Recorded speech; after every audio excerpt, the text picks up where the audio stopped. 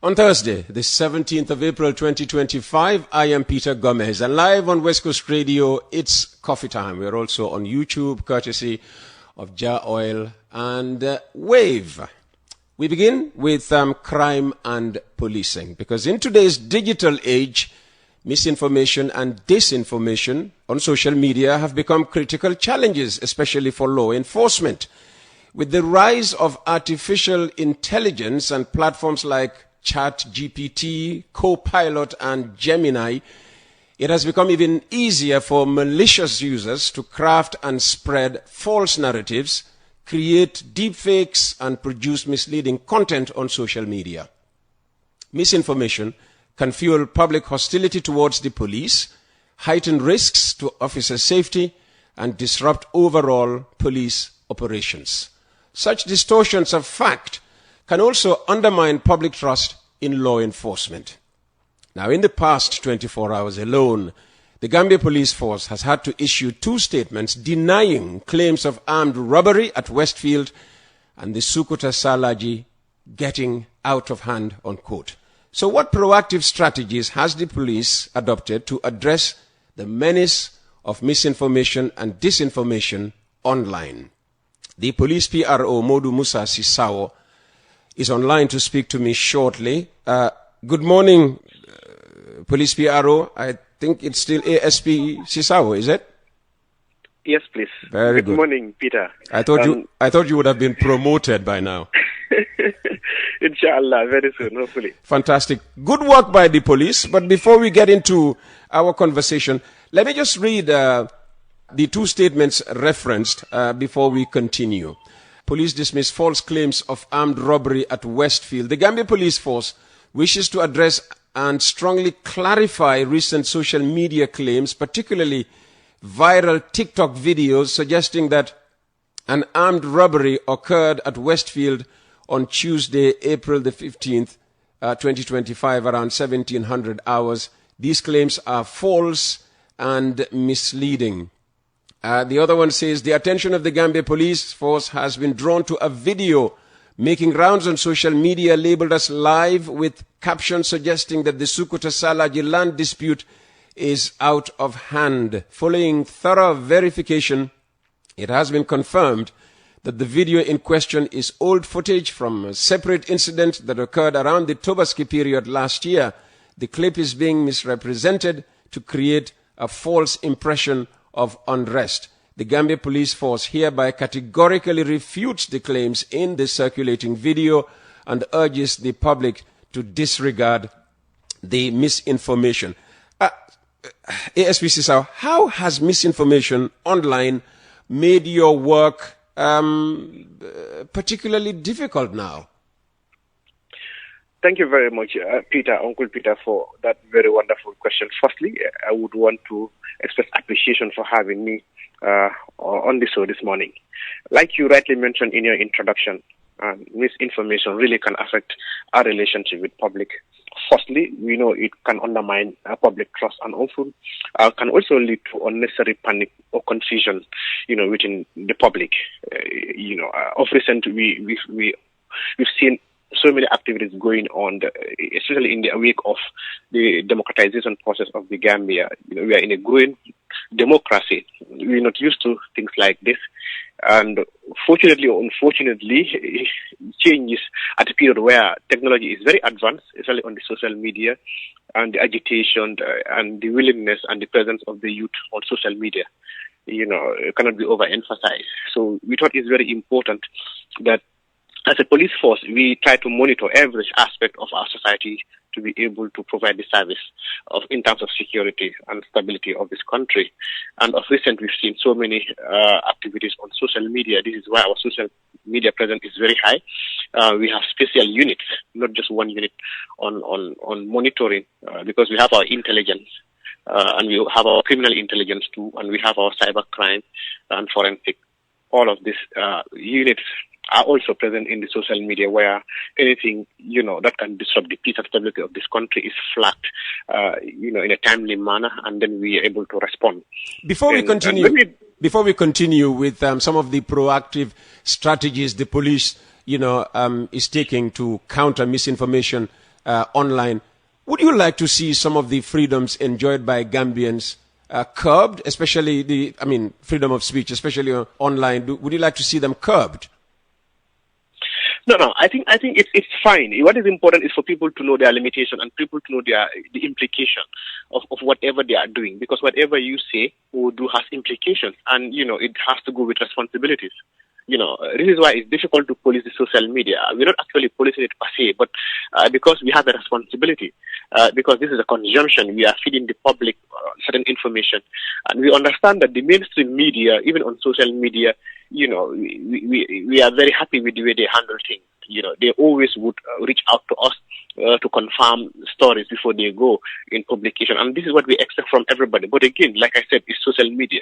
Anybody can be in his or her corner and come up with anything. Like you already mentioned in the introduction, we have all the AI tools now where, you can have voice changes, you can have videos that are created by AI, and you wouldn't even know who this person is. And people are using anonymous names to be able to share information that they may not want to associate themselves with, especially if their intention is Malaysia. So it's actually a difficult one. But yes, in general, since 2017, let's say 2016 to date, the new government has committed to democratic governance, meaning democratic policing in itself. We have all seen the revelations at TRRC, where the security sector or the security apparatus, namely the Gambia Police Force, has been used over the years, in terms of trying to trample upon the rights of individuals that they are expected to protect their rights. So right to freedom of expression, it's something that has been guaranteed. And the Gambia Police Force is doing everything possible to ensure that, within the law, people are able to express themselves in terms of writing, in terms of, protesting, demonstration and all that. And we have seen that happening. In the recent past, there has been a lot of protest or demonstration here. Even at instances where the police say it won't happen, people will insist that they're going to do it because they feel it is their right. And we don't agree with the way they do things sometimes, but again, if they do go out, we try to see how best we can be able to manage it before it gets out of hand. You can remember the UTG demonstration a few months ago, late last year. Yeah. And we didn't give them permit to do it. They came to us, they applied, we asked them not to do it. But, the main union agreed with us, but we had a fraction of them who actually just went out and had to do it in their own way. But again, we were on the ground. We tried to manage it as much as possible so that at least, in as much as, yes, is against the law at the time because they went against it. But we would also want to see how we can be able to contain it before it gets out of hand, and that we were able to do in time. And fortunately, up to date, the subsequent application, they were granted, the permit to do it, and they did it the way they wanted to do it in peace. And so in essence, we've seen that, and we've seen individuals also who coming out, trying to just speak their mind of anything and everything. All what we are saying is you have to be within the limits of the law. Because where your right begins and ends, that's where somebody else's right begin and ends. Absolutely. So you cannot be going out in trying to express yourself.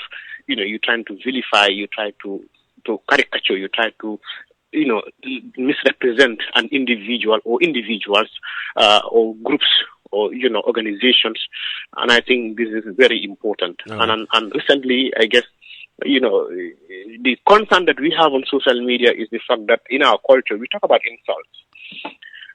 In our culture sometimes it's difficult. It's really difficult to kind of police that per se. But recently we have also seen the National Assembly having to enact or accept the fact that there are certain insults that are directed to public officials, criminalized. And I think this is important for people to know. And I know for certain the CSOs and other stakeholders of development would also contribute towards ensuring that people are aware of these things. Because what happened is the sanity.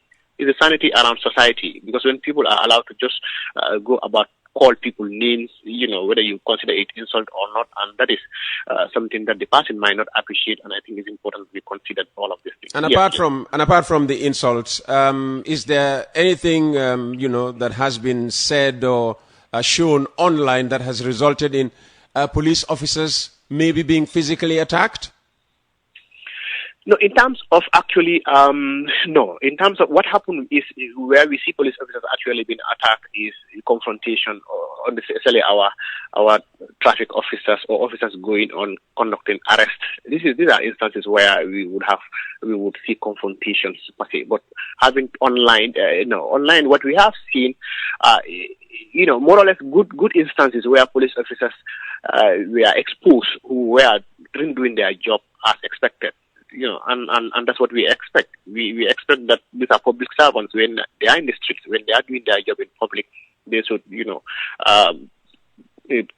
be in a way that is professional in terms of their interaction with people, the public, because they are providing service for the public. You remember the Tangier incident, where in a video going social media, seeing officers, more or less exchanging insults, and another one physically assaulting another person. So this is where called to the headquarters, and they were investigated and they were sanctioned. And these are the actions we are taking against them. We also seen instances where social media was able to expose more or less bribery, where a police officer, corruption, where a police officer was more or less requesting money or taking money from an individual. We invited them and we tried to understand the circumstance.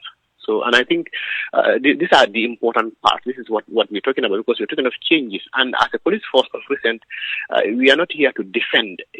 What I mean by defend is we try as much as possible in the process of reform and transformation. We recognize wherever we falter, we default, we made errors, we recognize it, and we acknowledge, and we take steps.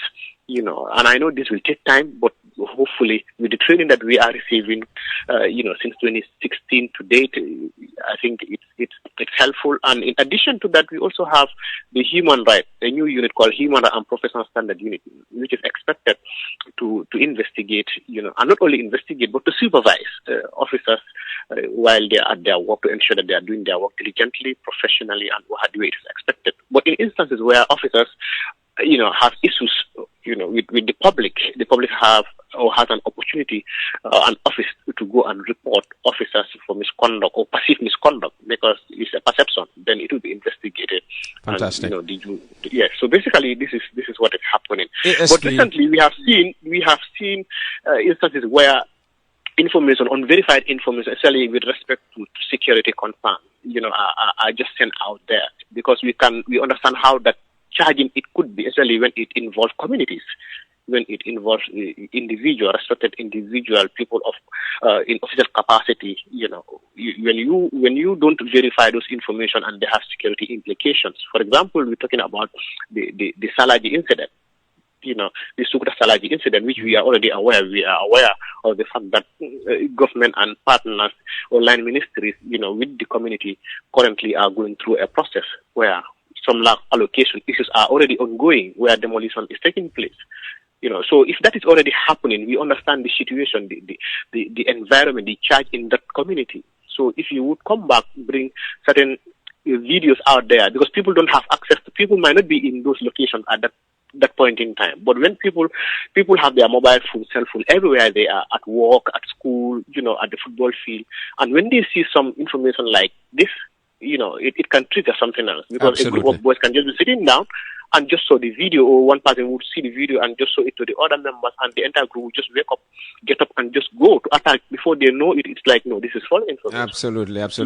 So and I think this is very important. We agree with you, ASP Sisao Police PRO, and in other words, don't trust everything you see or read on social media.